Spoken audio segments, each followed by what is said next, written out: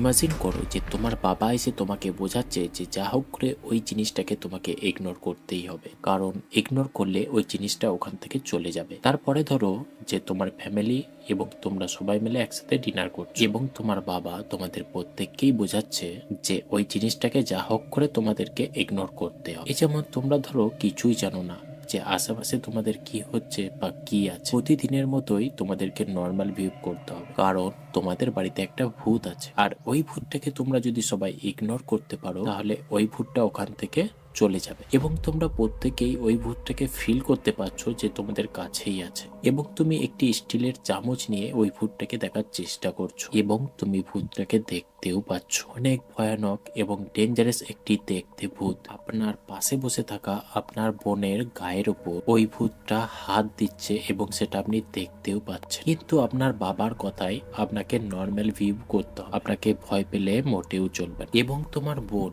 অনেক ভয় পেয়ে যাবার পরও নর্মাল বিহেভিয়ার করার চেষ্টা করছে এবং সবাই ওই সময় ভয় পেয়ে আছে।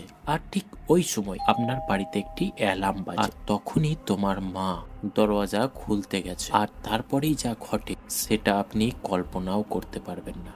দেখুন,